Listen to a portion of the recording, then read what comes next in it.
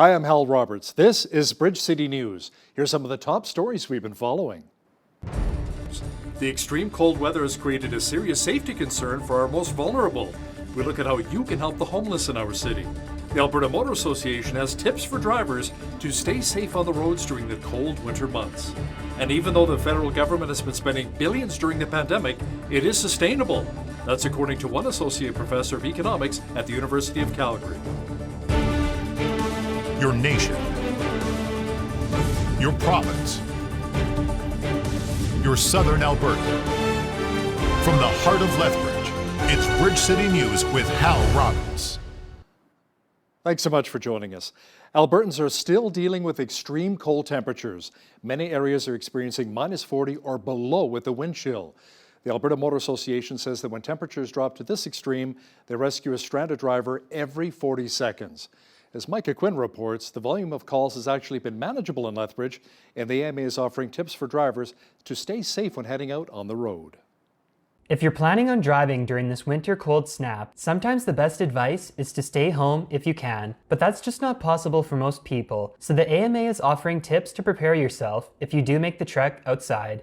And then, as with any trip, we always recommend that you bring 3 essential ingredients with you, and that is patience. It's making sure that you have a plan as to where you're going and how you're going to be getting to your destination. And then also making sure that you're giving yourself enough time so that you're able to drive to the conditions and anything unanticipated that might come about. If the mercury drops below 15 degrees Celsius, make sure that you plug your car in at least 4 hours before your departure. Especially during the winter months, it's always very important for you to carry with you in your vehicle an emergency roadside kit. And that kit should include items like a first aid kit, warm clothing and a flashlight and some reflective cones, as well as, especially during the pandemic that we find ourselves in, make sure that you have some face masks with you and some hand sanitizer. Also, when you're going out on that trip, make sure that you've topped up your vehicle with fuel so that if you do find yourself stranded, hopefully you're able to keep your vehicle running and keep yourself warm. The AMA received 14,000 calls for roadside assistance yesterday, which is 8 times the norm. And so it's absolutely a significant amount. In Lethbridge, fortunately, we're actually being able to manage some of the call flow that is coming into Lethbridge, and we're seeing wait times at around 2 hours right now for our services in Lethbridge. You can check the Alberta Motor Association website for current wait times across the province. For Bridge City News, I'm Micah Quinn. The extreme cold weather is posing a serious safety concern for the homeless in our city. Advocates and community services workers in Lethbridge say that these times can be very challenging. One of the first things I say is that we do what we do because of our faith in the Lord Jesus Christ. There's no question about that. That is why we do this. We are only here because we've been asked to do this. We do it non-judgmentally. We do it because it's expected of us. I think all of us need to band together. Our churches need to band together and say, we've got 50 churches in our city. Let's get together. Raise some funds. There's empty buildings. Let's renovate them. Let's just get people off the street already. And we are very slow to do that. And if we don't do it, people die. The bottom line, people just die. We have had a number of locations that we offered to go into. The Must Seat is offering to make a significant financial investment as well in the community to make this happen. And we continue to run into issues of bylaws and of you can't go into that neighborhood. They just won't allow it to happen. But unfortunately, people are now potentially freezing to death. We've heard of people missing and potentially even freezing to death in Lethbridge, and that breaks our hearts. And so we want to bring solutions to the city of Lethbridge, and we think that it should be a public state of emergency. Following the mandated stoppage of in-person dining in Alberta, restaurants and coffee shops can once again offer dine-in service. It's been nearly 2 months since guests could sit down at a table to eat or drink in Alberta restaurants. Now, that all changed yesterday, but with health restrictions still in place. We're excited. We had people in the door right at 11:30, excited to come in and eat. Our little waitress was very excited to get right in there and greet her people. It was awesome. It felt like home again to have people back in here. We know 10,000 restaurants across Canada have closed so far. I know locally some are right on the verge. As far as I know, everybody is opening their doors as of yesterday. The sentiment is excitement, and everybody's just glad to see everybody back in their doors. We're huge advocates of supporting local. we were before we opened our own restaurant, but we think it's an important part of just being Southern Albertans. Last night we chose to eat at a restaurant as a family, and it was amazing. We drove down Mayor McGrath Drive and saw all the restaurants with lots of cars, and it was a really great feeling. And we knew we'd see the same thing here today, and we have. The Alberta Hospitality Association says it is still in dialogue with the province to see what additional support can be given to the restaurant sector, including wage and rent subsidies. The Stitch It Forward Society of Lethbridge will be handing out Valentine's bags full of goodies to seniors in our city who are feeling isolated during the COVID-19 pandemic. Cora Walkie is the co-founder of the volunteer-led club, and she says each bag includes its own handcrafted creations. We made a craft kit to get handed out. So inside this bag, there's a couple of goodies, including one of the craft kits. So either or is this nice cotton wreath or a string art kit. And it's just to help bust boredom. Some of the kits have word searches in it. Some have pens or notebooks and just stuff to get people using their brain. The Society will distribute these bags on Valentine's Day in our long-term care homes. For Albertans living in rural areas, getting an asymptomatic COVID test for work or pre-travel has meant taking a long drive to Calgary or Edmonton. But now, Alberta-based Sandstone Pharmacy has opened up rapid testing in at least 12 rural communities, including Nanton, Bragg Creek, and Medicine Hat, where the province no longer offers asymptomatic testing. Because essentially now the province has stopped the asymptomatic side. So really you're down to a private audience, people who need to acquire testing and the associated documentation that comes from it for either out of country travel, if they have an urgent travel need right now, or if they are for work related, if they need to prove a negative test for a work travel or a work job. The test is actually $149 plus GST. That obviously comes with the documentation, and we make sure that the test gets transported back and forth to the lab so that it meets the time requirements you need. The key is for the patient to know clearly what are the travel needs for the country of origin that you want to go to, and maybe what is your timeline, because if you know they're very specific right now about fitting in those timelines, and you have to be aware of those timelines so that we can help you as best we can. The province announced today that it will be providing thousands of rapid tests to operators of long-term care homes and supportive living facilities. Officials say this will allow for the screening of asymptomatic staff. 3 long-term care homes will begin rapid testing next week. The province says the goal is to reach all 36,000 staff and facilities across Alberta. In a statement today, Health Minister Tyler Shandro had this to say: rapid tests have been successfully used in outbreaks, hospitals, and homeless shelters. Expanding rapid tests to help keep the 36,000 staff safe who take care of Alberta seniors is the next logical step. The province also announced that it provided 7,000 rapid tests for a pilot project at Suncor's base plant in Fort McMurray and the First Nation and Métis communities of Fort Mackay. New cases of COVID-19 continue to come down in Alberta. The province says over the last 24 hours, only 195 new cases were identified. Officials say there are currently 427 people in hospital with the virus, along with 78 in intensive care. Now, sadly, 12 more Albertans have died from the novel coronavirus. There are currently 1,531 active cases in the province. That includes 325 here in the South Zone. There are 189 active cases in Lethbridge and just 14 in Medicine Hat. Alberta's Chief Medical Officer of Health, Dr. Dean Henshaw, says our province is seeing a few more variant cases of the virus, but overall, they're still fairly rare. Between January 30th and February 5th, there were 38 variant cases and 2,703 non-variant cases. This does not in any way minimize the threat that these variants pose or the impact they will have if we let them spread widely. However, so far, variants are still very rare, and we are working hard to try to keep it that way. Autopsies have been completed on the bodies of 2 people found dead in their home in the Crow's Nest Pass on February 5th. The Office of the Chief Medical Examiner's findings indicates that the 40-year-old female was murdered and the 55-year-old male died by suicide. The 2 lived together in the residence. There'll be no charges as a result of the investigation, and the deceased person's identities will not be released by police. The Alberta Court of Appeal has ruled that 2 men convicted of killing 3 family members must serve 50 years in prison before being eligible for parole.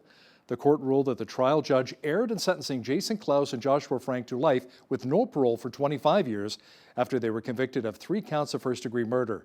The bodies of Klaus's father and sister were discovered in their burnt-out farmhouse east of Red Deer in 2013. It is believed the mother also died in the home, although her body was never found.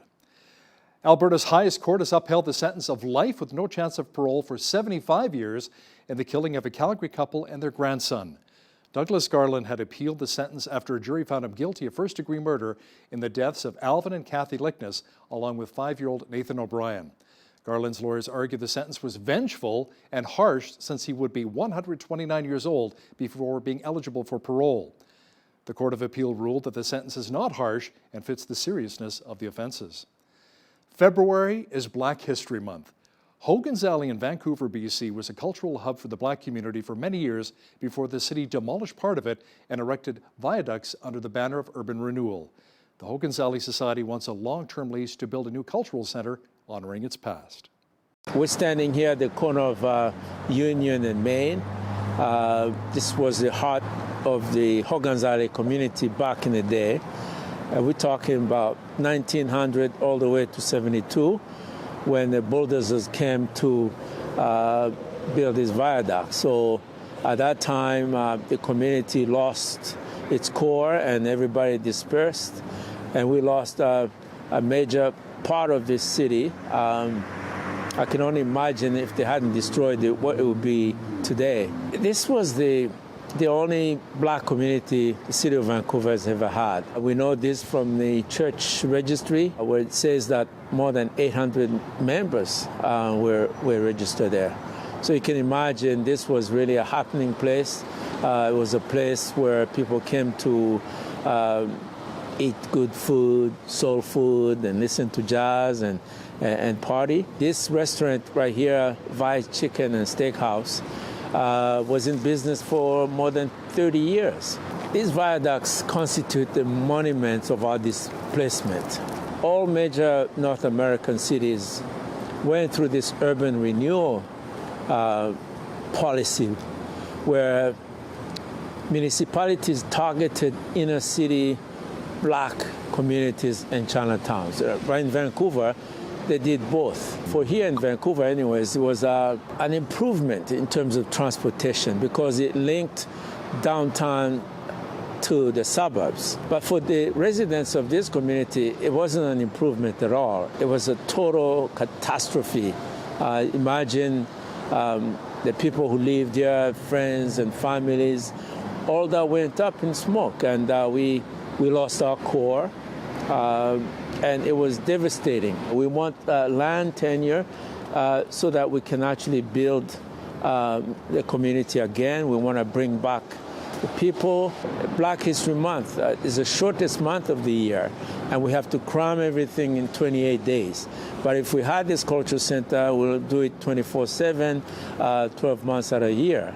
So definitely it's about time, and I think that the city of Vancouver will be rewarded. If they do this right, other municipalities can learn from them, and it would really redress the injustice that was done to us.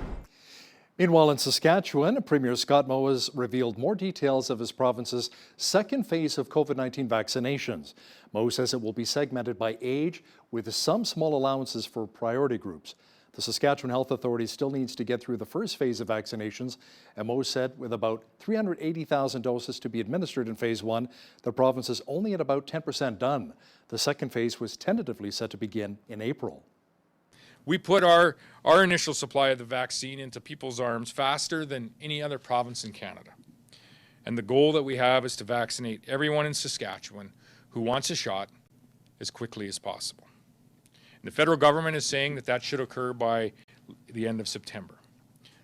I'd like to see it happen a lot sooner than that, but it all depends on the supply of vaccine that we will be provided by, as provinces, by the federal government. The Manitoba government announced that it has a new chair for Winnipeg's health region. Health Minister Heather Stephenson says Patricia Solman will take over at the Winnipeg Regional Health Authority. She's replacing Wayne McWhirter, who stepped down last week after reports he had traveled to Arizona during the pandemic. Solman is a chartered accountant and was most recently vice chair of the Manitoba Liquor and Lotteries Corporation. Manitoba is reporting its lowest number of new COVID-19 cases in nearly 4 months. It announced just 53 new cases along with 4 new deaths. The number of people in intensive care dropped to 34, the lowest number since November. Chief Medical Officer Dr. Brent Roussin says the numbers are trending in the right direction and that it's allowing the province to continue its slow and cautious reopening. Ontario will begin the gradual reopening of its economy starting Wednesday. Ontario Premier Doug Ford says even though the state of emergency is over, the stay-at-home order will remain in place for the next 3 weeks. We're maintaining shutdown measures in the majority of the public health regions in Ontario for a short time. But we will look to gradually and safely transition all regions to a revised and stronger COVID-19 response framework. Minister Elliott will share more details in a moment. For those business owners who are struggling, I want you to know that we listened. We've been working day and night to find every possible way to safely allow more businesses to reopen.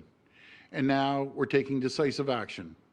Under the revised framework, we'll be allowing non-essential retail businesses to reopen with stronger restrictions, including capacity limits, even in the gray lockdown zones. Air Canada says it is temporarily suspending service on 17 routes to the United States and other international destinations until at least April 30th. It has also announced the temporary layoffs of 1,500 unionized employees, along with some management staff. The route suspensions taking effect February 18th include flights to New York, Boston, London, Dublin, and Tokyo. The layoffs and route cuts come as Canada rolls out stricter measures to reduce international travel, including mandatory hotel quarantines for new entrants.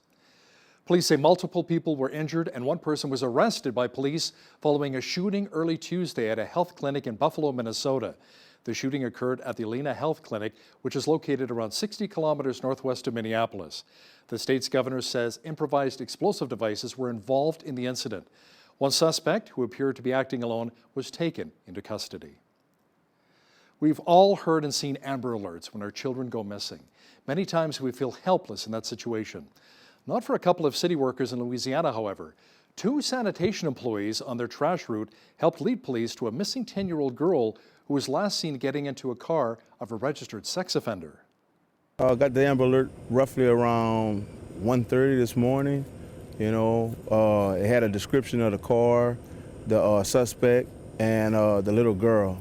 And he was like, B, you notice what I just seen? And I was like, what's that? It was like, man, that looked like that silver Nissan that they say on the Amber Alert, that he seen on the Amber Alert. Called 911 at the same time, backed my truck up in the driveway to make sure he didn't get out, and talked to the 911 operator, and she basically told me it had about a minute before a deputy was going to be on the scene. It is so important to slow down, especially this time of year with so much snow and ice on the roads. Authorities in Wisconsin say the driver of a truck is lucky to be alive after that driver lost control and plummeted 70 feet off of an elevated highway. Wow. Officials say the driver lost control of the truck, traveled up a snowbank and over a barrier wall. Fortunately, the truck did not land on anyone, but crashed onto the distress lane of Interstate 94. Incredible that the driver survived. As we've reported on Bridge City News, the French government has been found guilty by their own court for not meeting the targets of the Paris Climate Accord. Our foreign affairs expert Lisa Daftari calls it hypocrisy.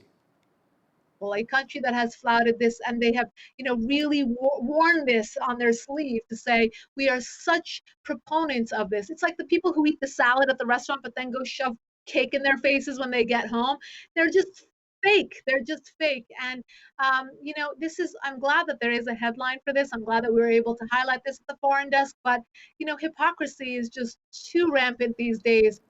Catch the full interview with Lisa. We'll also discuss why many on social media are calling Tampa Bay Bucks quarterback Tom Brady racist following his team Super Bowl win over the weekend. That interview is coming up after business news. Well, the extreme cold warning continued for our region today. Once again, we saw wind chill values below -35, even -40. But fortunately, a bit of a warming trend is on the way. A complete look at the weather picture is coming up. It's days like today that I really appreciate having a good battery and a block heater for my vehicle. Jeanette Rocher is here now with a full look at the weather forecast. Jeanette, we've been consistently below -30 for the past few days. Are we getting close to setting any records for coldest temperature? And will the temperature be improving? Yeah, well, we've mostly been seeing those minus 30s in our wind chill values, and records are usually based on actual temperature. So, for example, today our record cold was minus 42. So we are thankfully nowhere near that. But with that said, we are under an extreme cold warning for much of Alberta. We are just in this huge cold snap here as we're looking at these temperatures across the week. Minus 29 the high tomorrow. Going to feel more like minus 35 with that wind chill. Minus 28 the high for Thursday. We got some sunny skies out Thursday, Friday, Saturday. Minus 23 on Friday, warming up on Saturday to minus 15. And then even more so on Sunday with a high of minus 10 as we settle into next Monday with a high of minus 5. So we just need to get through this week because hopefully some warmer temperatures are coming and then we can get back into this zone of the average values for this time of year, which we are nowhere near close to this week. Average low minus 11. We're way outside of that range right now. 1 degree, the average high. 16 was our high temperature back in 1987, and in 1942, like I was saying earlier, we had our coldest day on record for this day, which was in 1939. Sun rose this morning at 7:51 a.m. and our sunset this evening will be at 5:40 p.m. So let's take a look at what's happening across the rest of the country now. As BC has had a much milder conditions for the first half of winter, it is changing as an Arctic cold is moving across the BC interior towards the BC coast, giving colder conditions in both Vancouver and Victoria. Chance of flurries for both of those cities tomorrow. And as we said earlier, Edmonton and Calgary, much of Alberta sitting under that cold snap. Minus 26 is the high for both of those cities, Edmonton and Calgary. Wind chill values, of course, going to feel a lot colder. Same thing for Saskatoon. Look at these temperatures here. Minus 25 in both Saskatoon and Regina. Same thing there for Winnipeg, as Manitoba's also sitting under that extreme cold warning. This is going to persist for much of the week. Toronto, nice sunny day tomorrow. Minus 4, minus 7 in Ottawa. Minus 7 is the high tomorrow in Montreal. Now keep in mind those temperatures look nice, but they're also experiencing some wind chill values as well, which is going to make it feel a lot chillier. Minus 5 the expected high tomorrow in Fredericton. Look at that sunshine there. Halifax expecting some flurries, also some wind up to 40 kilometers per hour. Minus 3 is the high tomorrow there. Charlottetown's high tomorrow minus 6. And minus 4 in St. John's, Newfoundland. They could get extreme wind, 50 to 70 kilometers per hour tomorrow, and some blowing snow as well. So there you go. That is your forecast. Today's weather is brought to you by Runner's Soul, Lethbridge and Southern Alberta's sole specialty running and walking store. Many people have been getting deeper and deeper in debt during the COVID-19 pandemic. Now, according to an associate professor of economics at the University of Calgary, for most people, it's still manageable. Trevor Toome says even though our debt is increasing, so are our assets. So we certainly have seen an increase in household debt, no question. But at the same time, we have also seen an increase in household wealth. So debt increasing, yep, that's happening. But so too are assets increasing, and not just real estate. Even if you exclude real estate, the financial wealth of households in Canada has also increased, and the debt relative to our assets, that's actually been relatively stable. So it hasn't increased in the same way that we see debt to income. Toome will also discuss if Ottawa's spending during the pandemic is also sustainable. That interview with Jeanette Rocher is coming up after Business News. Synovus Energy is reporting a fourth quarter loss of $153 million compared with a profit of $113 million a year earlier. Quarterly total production averaged 462,202 barrels of oil equivalent per day. That compares with 462,448 barrels a year earlier. Last month, Synovus unveiled a capital spending budget of up to $2.7 billion, including $2.1 billion in sustaining capital. It completed its takeover of Husky Energy on January the 1st. TMX Group is reporting a fourth quarter profit of $71.8 million. That's an increase of $47.5 million from a year earlier. The company, which operates the Toronto Stock Exchange, says its profit for the quarter amounted to $1.26 per diluted share. Revenue totaled $219.5 million. That's up from $202.8 million. On an adjusted basis, TMX says it had a profit of $81.3 million compared with a profit of $74.3 million from a year earlier. Honda's fiscal third quarter more than doubled to around $2.7 billion as auto sales grew in both North America and Japan. The Japanese automaker says its quarterly sales inched up to just under 1% to around $35 billion. Cost cuts also boosted the company's bottom line. Honda raised its profit forecast for the year through March from $3.7 to $4.4 billion. Now, here's a look at today's markets. The TSX was up 78 points on the day to finish at 18,409. The Dow was down 9 points to 31,376. The S&P 500 was down 4 points to 3911, and the Nasdaq was up 20 points to 14,008. West Texas Intermediate oil was up 44 cents to 58.41 US per barrel. Natural gas was down 6 cents to 2.82 US. Gold was down 2 cents to 18.3830 US an ounce, and silver was unchanged on the day at 27.27 US an ounce. Wheat is at $307 per metric ton, barley's at $310, canola's at $700, and corn is at $342 per metric ton. Live cattle were up 88 cents to $117.45, feeder cattle were up $1.20 to $138.65, and lean hogs were up 43 cents to $72.60. The Canadian dollar was down slightly over the past 24 hours to 78.73 US.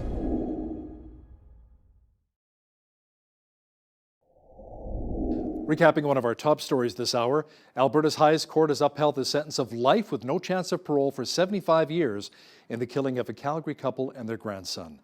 Douglas Garland has appealed the sentence after a jury found him guilty of first-degree murder in the deaths of Alvin and Kathy Lickness, along with 5-year-old Nathan O'Brien.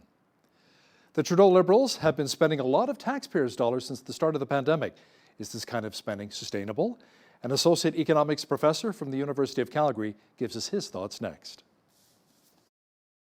Canada's debt level has ballooned astronomically over the last few years, but is it sustainable? And even if it is continued debt a good idea for our nation? Today's guest is Dr. Trevor Tombe, Associate Professor of Economics at the University of Calgary. He joins me via Skype from Calgary. Dr. Tombe, thank you so much for joining me today. Great to be here. Thanks for having me on. So, Dr. Tombe, our federal government has been piling up like never before with COVID spending. However, with the current low interest rates, apparently it's actually sustainable. Can you explain this? Sure. So when we think about debt sustainability for a government, what we're really talking about is whether the government is able to service and carry that debt. Will it be able to make its interest payments in the future?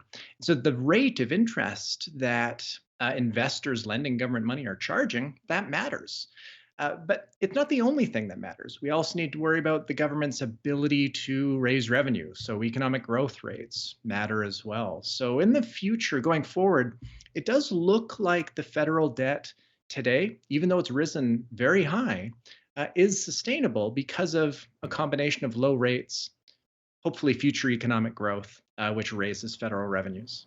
Okay, so if I understand correctly, then as long as economic growth exceeds interest rates, we're okay. Right. Well, that's one of the most important things to look at for public debt sustainability. If economic growth rates do exceed interest rates, then it is much easier for governments to carry debt levels because the debt to GDP would mechanically be falling, even if there are modest deficits run by a government. Okay, so but if interest rates rise above economic growth, then we would have to either raise taxes or cut spending or potentially both? That's right. If interest rates are higher than economic growth, then there's this built-in pressure for debt to grow faster than the overall economy, which itself would not be sustainable. So we would need the government to run surpluses in order to shrink debt, pay it down to keep it from growing faster than the economy. Yeah, so I guess the question is increased borrowing and spending worth the gamble? Part of the reason for the higher debt now is, of course, the spending related to COVID. That's not the only part of it, though. The rate of economic growth has really contracted quite a bit in 2020. Lots of employment losses, corporate profits are shrinking. So naturally, government revenue is going to fall. So in some sense, a good chunk of the debt that we're seeing federally and provincially is difficult to avoid and wasn't really due to a choice, but was a consequence of the deep recession that occurred because of COVID in 2020. So going forward, I think is a more important question. How much spending does the federal government roll out after we're on the other side of the public health crisis? How quickly does employment rebound and therefore government revenues rise? I think that's the more interesting policy question. Yeah, interesting. So what would you say to those who advocate for less borrowing and more spending cutbacks?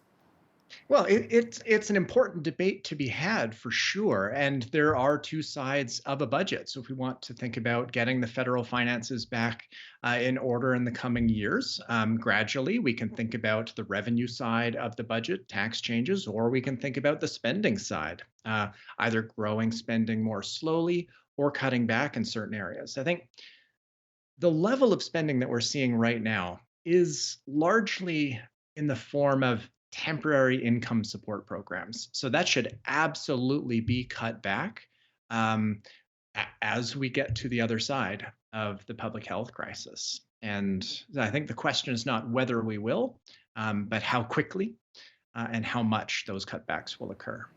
Now, Dr. Toom, you write that the bigger debt problem we face in Canada is the increasing debt load of our provincial governments. So how is this different from the national debt issue?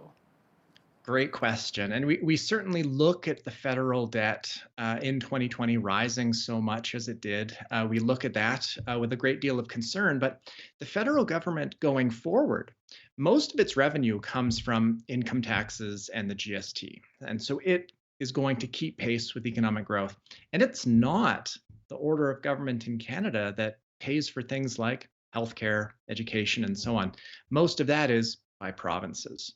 So our aging population, which has really started to ramp up recently and will continue to be a source of pressure in the healthcare system, those costs are going to be borne by provincial governments. And most provinces don't raise nearly as much revenue from income and sales taxes as the federal government does. So the provinces have this structural problem of revenue growing more slowly than healthcare costs are going to in the coming years. So I have a great deal of concern around provincial debt, much more than the federal debt, just because of demographics and provinces bearing the brunt of an aging population. Yeah, would you say that those are some of the main drivers that are increasing provincial debt load specifically for Alberta? Yeah, so Alberta, like other provinces going forward, basically the entire reason why provincial debt levels may not be sustainable under current policy is because of an aging population. This increases health costs, and that's entirely borne by provinces.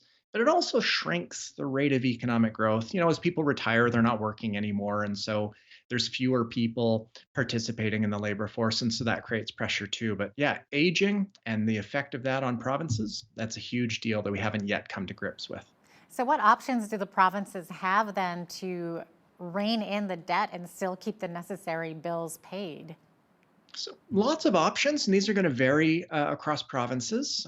Two sides of the budget, as I mentioned earlier. We can think about tax changes on the revenue side. And quite frankly, I kind of think that's where Alberta might go in the short term. But then also think about changing the rate of growth of healthcare spending. Think about innovation and reforms to how healthcare is done, how it's operated, whether we have increased contracting out for different services, for example. I think you'll see provinces experimenting with different approaches there to try and ensure that health costs don't grow as much as we currently fear they will. How much does personal and household debt play into all of this? So that's another great question. It's not as though the government is the only entity seeing debt levels rise. I mean, this is a deep and hopefully won't be too long lasting, but will last for some time. This economic shock is increasing debt of businesses.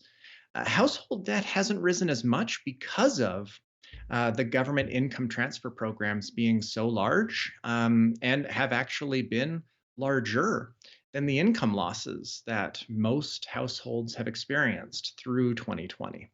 But going forward, that is important to keep an eye on.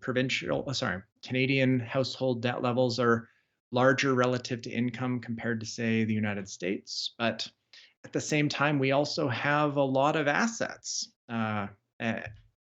real estate being a big part of that, but not the only part of it. So I'm actually fairly optimistic that our household debt is itself sustainable, even though some do point to it as a source of concern. But hasn't Canada had some significant increases in this area? Yep. So we certainly have seen an increase in household debt, no question. But at the same time, we have also seen an increase in household wealth. So debt increasing, yep, that's happening. But so too are assets increasing, and not just real estate. Even if you exclude real estate, the financial wealth of households in Canada has also increased. And the debt relative to our assets, that's actually been relatively stable. So it hasn't increased in the same way that we see debt to income. Now, we obviously do need spending to keep our economy going strong, right? But what advice do you have when it comes to household spending for those families with a tight budget? That's an important question that I think many will be increasingly thinking about as we recover from this shock, especially if returning to employment or returning to the number of hours that you used to work. It goes fairly slowly, so it depends on the pace of the recovery. But for a household on a tight budget, it's important to think about trade-offs when allocating those household budgets. So to the extent that you can delay larger purchases of durable goods, that's often something that makes sense. So new vehicles or replacing appliances, things like that. But my most important piece of advice in the short term is to pop onto the provincial and federal government websites and check to see if you qualify for one of the many support programs that exist. So if you're eligible for something, take advantage of it. Interesting. Okay, what kind of support programs are you talking about? And wouldn't this increase some of the Canadian debt in the long run? Absolutely. Absolutely. So the federal support programs, the biggest one was the emergency response benefit. That's transitioning now into kind of an expanded EI program and a related program called the Canada Recovery Benefit. Absolutely. When a person applies and qualifies and receives transfers under those programs, that does increase public debt. I would, though, from the perspective of an individual family, if you're entitled to something and the choice is whether you as an individual carries more debt or whether you can have the government provide you an income support program, then from your individual perspective, that's a no-brainer. And it's important not to leave opportunities on the table if you indeed qualify for those programs. They're intended to support families that need it. And so if you need it, apply for it. Okay. Can we chat a bit about the global economic situation? So the IFF, or the Institute of International Finance, says global debt is now around the $277 trillion mark. So that's a big number, right? Is this sustainable?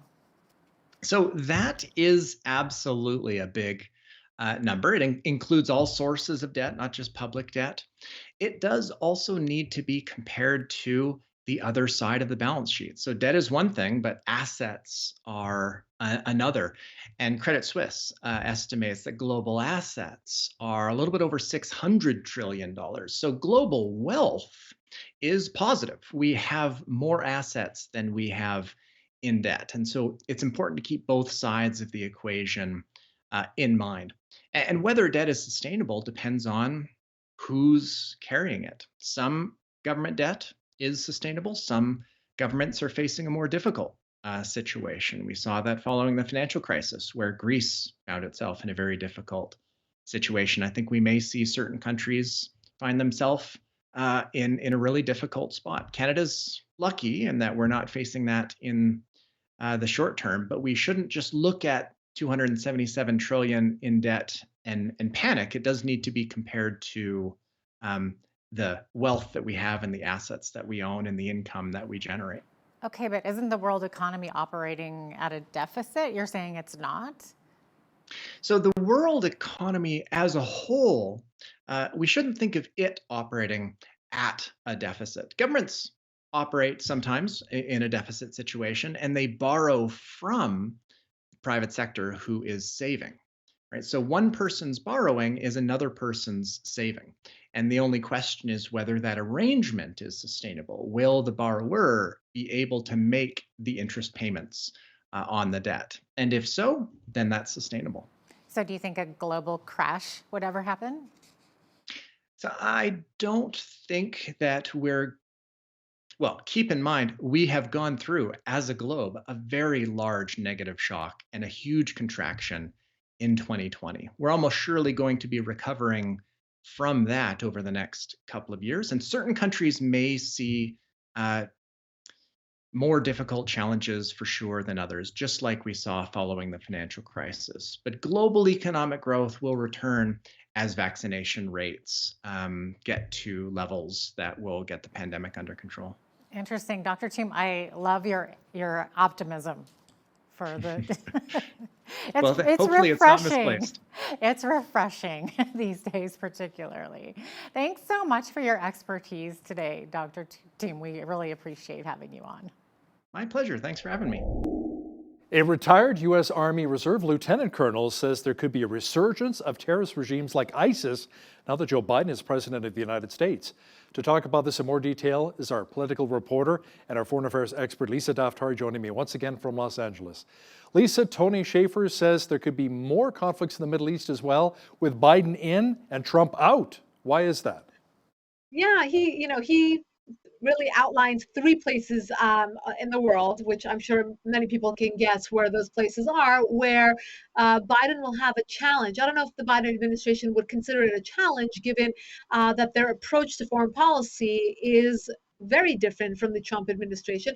Not only is it different, but it has a very stark different perception to world leaders. And for that reason, we have many of our adversaries celebrating the fact that Trump did not win re-election. So those 3 areas are the Middle East, Russia, and China. And for the Middle East, he believes that the Islamic State will have a reemergence because there is no serious patrol.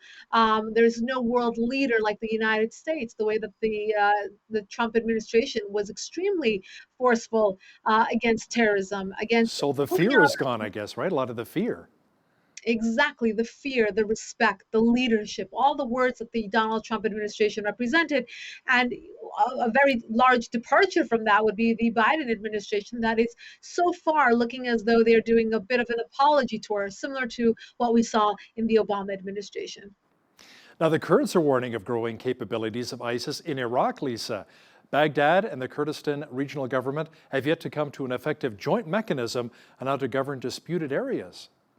Yeah, that area has been, a mess for many, many years, which is why Donald Trump decided to withdraw the troops from that area and not give any more U.S. treasure to a situation that didn't look like it had a solution, or at least one in the near future. And for that reason, we don't have as much of a presence as we had there before. But we were allied with the Kurds. They did have our support with regards to any sort of intelligence and any materials that they would need. The Kurds are our #1 allies. They're our boots on the ground over there. And for that reason, we rely on them, particularly in Iraq, because of Iran's regime presence there. And this is, again, ongoing. For as long as the Biden administration will refuse to approach and confront the Iranian regime, we will have these hot pockets of terrorism growing throughout the Middle East, in Yemen, in Iraq, in Lebanon, and the list goes on. Now, the Biden administration is set to announce that it will re-engage with the much-maligned UN Human Rights Council that former President Donald Trump withdrew from almost 3 years ago, Lisa. Now, this decision really reverses another Trump-era move away from multilateral organizations and agreements. Yeah, there's 2 problems with re-engaging or re-entering these acronymed world or bodies, the ones that the Trump administration withdrew from. The first is that we're getting it back in so quickly that there is no leveraging, there's no incentive offered, there is no real, there's no respect offered to the United States for getting back in. And the second problem is, because we're getting back in so quickly, this looks very weak, it looks apologetic, it looks defeatist, and it doesn't put the United States in a good starting position for the next 4 years. Again, you can't, if we're breaking our backs to begin with, for bending over backwards to really allow these bodied organizations to say we made a mistake by withdrawing. We're back in. It doesn't really put us in a good starting position or a place of negotiation. Love him or hate him, the one thing that Donald Trump was fantastic at was understanding the art of the deal, the name of his book, understanding negotiations, understanding leverage, how to use that leverage, and making the United States at least start from a place that is more advantageous. The Biden administration is currently at a standstill with Iran over its nuclear talks, Lisa. The Islamic nation says the United States needs to lift sanctions before it lives up to the nuclear deal. Biden says the U.S. will not lift sanctions before Iran stops uranium enrichment. Tell me more about that. Yeah. So it looks as though it's a game of chicken. Who's gonna give in first? The Iranian regime thinks they have a friend in the Biden administration. They believe that people like John Kerry and Hillary Clinton and now Joe Biden are so eager to get back into the Iran nuclear deal that they're the ones calling the shots. So they say, lift the sanctions, and then we are the ones who have the upper hand. So we will get back into the deal. The Biden administration says, look, the facts on the table are too egregious. We can't overlook them. We're not going to get back into the deal until you stop your enrichment of uranium, which you have flouted, which you have bragged about for so many years. So again, one is waiting for the other. But the bad news is that it looks like both sides will try to move towards an Iran deal, which half the country, many of the Republicans have warned against. The warming of ties with a terror regime like Iran, if we lift our foot off of their necks, we will have a much worse situation with regards to human rights abuses there, with regards to the export of world terror, and the list goes on. And not least of which is their continued weapons program. Lisa, a court in Paris has convicted the French government of not upholding its commitment to the Paris Climate Agreement. Now, the court ruled that the state has displayed non-respect of its engagements to combat global warming, and the director of Greenpeace in France naturally calls this a historic win for climate justice. How ironic, the Paris Climate Accord, and France didn't live up to it. First of all, I think it's funny that they call it climate justice. It has its own little name. One of the social justice brackets is climate justice. Look, the people who are so gung ho. Look, I'm not going to say that it's false. It's not. It's science. It's true. There is global warming. Fine. Is it a priority? We'd have to have this a longer debate about it. But for those people who call this a priority, who vote on climate justice, who are so gung ho about this. Look at the case of France, for example, a country that has flouted this, and they have really worn this on their sleeve to say we are such proponents of this. It's like the people who eat the salad at the restaurant but then go shove cake in their faces when they get home. They're just fake. They're just fake. And I'm glad that there is a headline for this. I'm glad that we were able to highlight this at the Foreign Desk. But hypocrisy is just too rampant these days.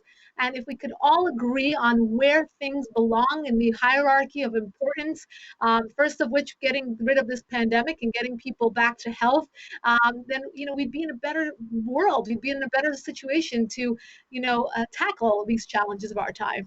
And get people back to work at the same time as well. Save our small to medium businesses, right? Now let's discuss the latest with the Myanmar coolies. Tens of thousands joined in some of the largest protests since 2007. Internet access has also been restored as the protests continue to grow. Yeah, interestingly, I just saw this morning at the corner of the federal building here in Los Angeles, there was a large crowd gathered. They were protesting for the release of their leader. This is an awful situation. It's a military takeover. People on the streets in Myanmar are yelling, we don't want a military dictatorship, we want democracy, which is what they believe they had under their leader. They have called for 1 year of an emergency dictatorship. They're not calling it a dictatorship, but there's an state of emergency, so people have to stay home. This is in addition to the pandemic. They're calling it a fraudulent election, and meanwhile, she has been sentenced to prison, and many are calling out against this. For those who support women and women leaders and human rights. I mean, this is a place to look and to give our full attention. The people are out on the streets despite this internet ban. Now their internet is back on. It was for 24 hours blacked out so that they couldn't get out onto the streets, so that they couldn't tell their stories, so that they couldn't organize these protests. But the people are continuing on and they want their voices heard. Around 130 people are feared dead as a glacier caused dams to burst in northern India.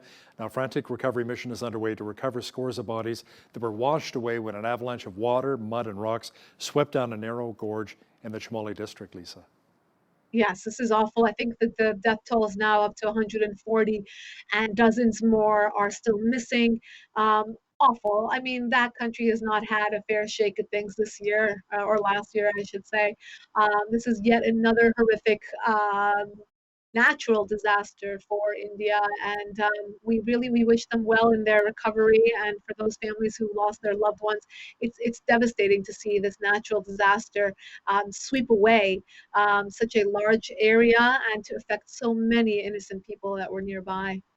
Now, some news out of the United Kingdom. The government there quietly expelled Chinese spies who were posing as journalists. Tell me more about that. Yeah, you know, Hal, I think the jig is up for China. People here in the West, we know that they are trying to pass along, whether they are students or interns or professors or people working in labs as researchers, or in this case, journalists posing to be something that they're not, meanwhile sending information to China. We know that they're trying to gather more intelligence. It used to be that we worry about them, you know, copying copyright information or technology or drones or stereo systems or iPhones or designer purses. And now they are here on the ground in places like Canada and the United States and the UK, all over Europe, trying to really wiggle their way in to get as much information as they can. This is the soft war that they launch to really infiltrate different parts of the world, and in other parts of the world that are more needy and vulnerable, they exert their influence in other ways, where they give them infrastructures and running water and electricity and the internet, and in exchange for their influence and their eyes and ears. And this is the way that they're taking over. The Chinese mean it. They want world dominance. And this is a huge wake-up call. I think while the world is dealing with COVID and really turned inward, they have turned outward, and they are extending their tentacles everywhere.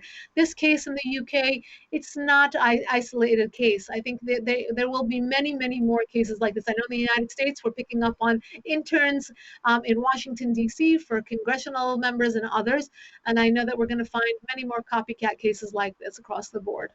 A new Israeli COVID-19 drug, which allegedly cured 30 cases of the virus, is being hailed by scientists as a huge breakthrough. Now, could we see doses making their way here to North America? Hopefully soon. I mean, this could be a miracle drug. The sample size has been small, but it's almost at 100% efficacy. Many people who had it, they tested people from moderate to very severe.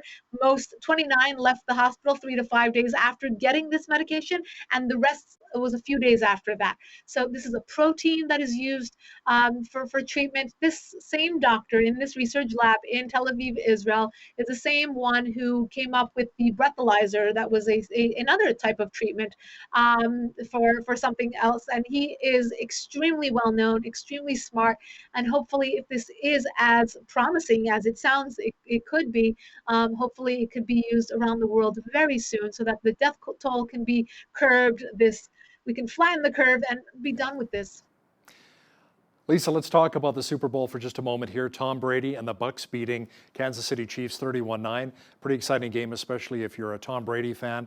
Now, what's interesting about this, not only did the 43-year-old win his 5th MVP, his 7th Super Bowl ring, proving the Patriots ownership wrong, but now there's some controversy involving Tom Brady and the game, and it's nothing to do with the game? Tell me more about that. Yes, surprising, I should say shocking headline this morning about people on social media actually calling Tom Brady a racist because he dared to win the Super Bowl during Black History Month. Where do you even start on that, Hal? it's horrific. It's horrific. Let's just get back to the game. Let's get back to sportsmanship. Let's stop seeing color. When you see color like that, that's when you're a racist. When you see Tom Brady not as an athlete, when you see that team not for the individual colors and races and ethnicities and last names, but really as just football players, that's when we've done away with racism. In this case, we're seeing racism when we choose to pick out which player has which race and what skin color. It's horrific and really not. Let them have the win. Let them, let the winner get the trophy. There's not trophies for everyone. There's not a trophy to you just because of your skin color. And really, more than anything, I think it would be a slap in the face to the Chiefs or to Mahomes if this were to be said about them, that they should get the win because of their skin color and not because of their abilities or talents as athletes. More and more people need to watch the movie with Denzel Washington, Remember the Titans. You talk about a unified team, black, white, didn't matter the color. We're brothers in arms. It was an amazing movie. Our foreign affairs expert, Lisa Daftari, joining me once again from Los Angeles. Thank you, Lisa. My pleasure. On behalf of all of us here at Bridge City News, I'm Hal Roberts. God bless and thanks for watching.